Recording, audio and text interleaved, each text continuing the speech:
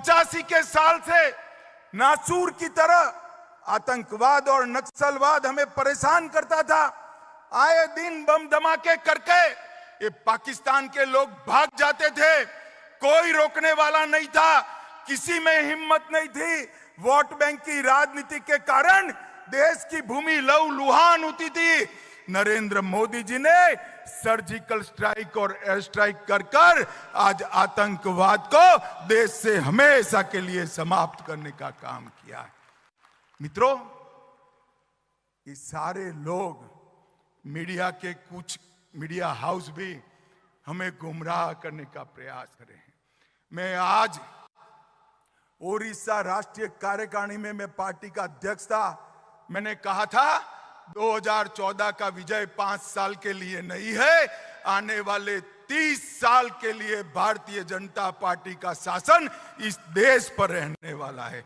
और आज मैं महाराष्ट्र में बाजीराव पेशवा और शिवाजी महाराज और बाल गंगाधर तिलक की नगरी में कहकर जाता हूं, अभी 10 ही साल समाप्त हुआ है, 30 साल के लिए भारतीय जनता पार्टी का इस देश पर शासन करना।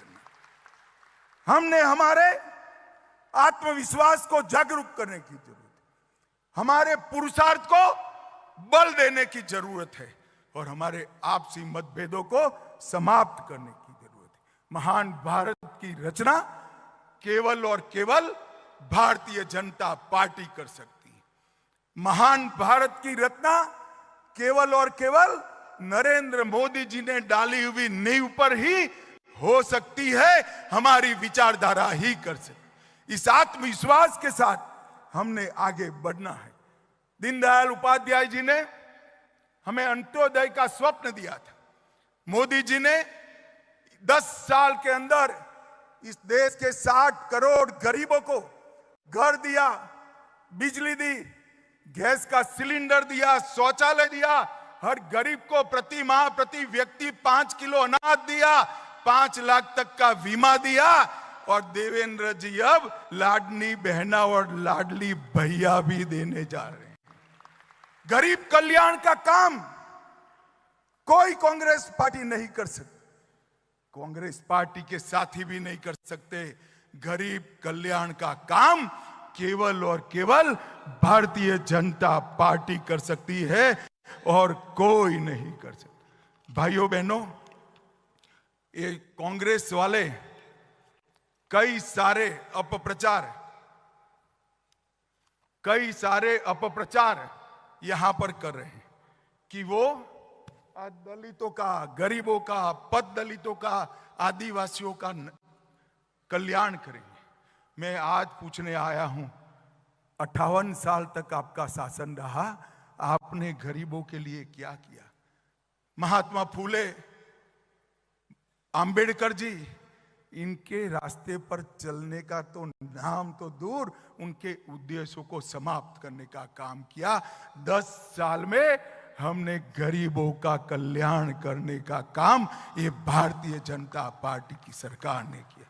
और मैं आज यहां आया हूं तब आपको कहना चाहता हूं, ढेर सारी भ्रांतियां चल रही, भ्रांतियां चलाई गई, हम लोग भ्रांतियों में ना आए। इन्होंने कहा भारतीय जनता पार्टी आरक्षण समाप्त कर देगी, हम जवाब देने में कहीं कहीं संकोच करने लगे, लोगों के मन में एक भ्रांति पैदा हुई। आज मैं कहने आया हूं कि अगर 10 साल का एक्सटेंशन नरेंद्र मोदी जी के समय में ही मिला और पूर्ण बहुमत होने के बावजूद भी आरक्षण को बल देने का काम हमारे नेता नरेंद्र मोदी जी ने किया। भाइयों बहनों, इन्होंने संविधान का विषय कहा, हमने जवाब नहीं दिया, हम सब भ्रांति से बाहर आए। अब चुनाव महाराष्ट्र में आया है, नए नए प्रकार की इल्यूजन पवार साहब खड़ा कर रहे हैं। मैं आज पवार साहब को कहने आया हूं, हमारे देवेंद्र जी, दादा शिंदे जी, अजीत दादा शिंदे जी, ये सब जवाब दे रहे हैं, मगर दूर से मेरा एक निरीक्षण है, मैं आप लोगों के साथ शेयर करना चाहता हूं। जब जब महाराष्ट्र में भाजपा सरकार आती है, मराठा को रिजर्वेशन प्राप्त होता है। मेरी बात ध्यान से सुनना, बाद में ताली लगाना। जब जब महाराष्ट्र में भाजपा सरकार आती है मराठा रिजर्वेशन प्राप्त होता है, और जब जब शरद पवार की सरकार आती है मराठा रिजर्वेशन गायब हो जाता है। मैं सोच समझकर ये वाक्य बोल रहा हूं। 2014 में महाराष्ट्र में मराठा रिजर्वेशन आया, सुप्रीम कोर्ट तक ठीक गया। किसकी सरकार थी 14 में, बताइए जरा।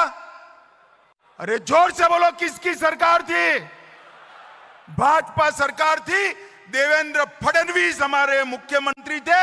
हमने मराठा रिजर्वेशन देने का काम। 20 में शरद पवार की सरकार आई, मराठा रिजर्वेशन गायब हो गया। हम आए फिर से, हमने अभी भी मराठा रिजर्वेशन देने का काम किया है। शरद पवार की सरकार आएगी तो मराठा रिजर्वेशन फिर से गायब हो जाएगा। अब मुझे बताओ, मराठा रिजर्वेशन कंटिन्यू रखना है तो किसकी सरकार लानी चाहिए? अरे जोर से बोलो, किसकी लानी चाहिए? भाइयों बहनों, कंफ्यूजन में मत रहिए। समाज के हर तबके को न्याय देने का काम कोई एक पार्टी ने किया है तो भारतीय जनता पार्टी ने किया है। और भारतीय जनता पार्टी झूठ कैसे फैलाए जाते? अभी एक पुराना नोटिफिकेशन निकाल दिया, तारीख नहीं है, फैसला पुराना है। मैं भी कंफ्यूजन में आ गया। मैंने पीयूष गोयल जी को फोन किया, है क्या हुआ? पीयूष गोयल जी ने कहा, साहब ये तो हमारा निर्णय नहीं है, शरद पवार का निर्णय है। वो कह रहे हैं दूध का पाउडर इंपोर्ट होगा। कंफ्यूजन में मत आइए। वो सर्कुलर कर कर गए थे, 10 साल में 1 किलो दूध का पाउडर इंपोर्ट नहीं किया है नरेंद्र मोदी सरकार ने। और अगले 5 साल तक 1 ग्राम भी दूध का पाउडर इंपोर्ट नहीं होगा। आज मैं आपके बीच में ये भ्रांति फैलाकर चुनाव जीतना चाहते हैं और भ्रष्टाचार की बातें कर रहे हैं। भ्रष्टाचार का सबसे बड़ा सरगना भारत की राजनीति में है तो शरद पवार है। इसमें मेरे मन में कोई कंफ्यूजन नहीं। आप क्या आरोप कर रहे हो हम पर? इस देश में कोई भी सरकार में भ्रष्टाचार को संस्थागत करने का काम, इंस्टीट्यूशनलाइज करने का काम अगर किसी ने किया तो शरद पवार आपने किया है। मैं डंके की चोट पर कह कर दे, हम पर आप भ्रष्टाचार आरोप लगा रहे हैं। और इस बार शरद पवार जी, मेरा ये बापट सभागृह में बैठा हुआ कार्यकर्ता ढंग से जान गया है आपके झूठ नहीं चलेंगे। मैं बता कर जाता हूं, चलेंगे क्या?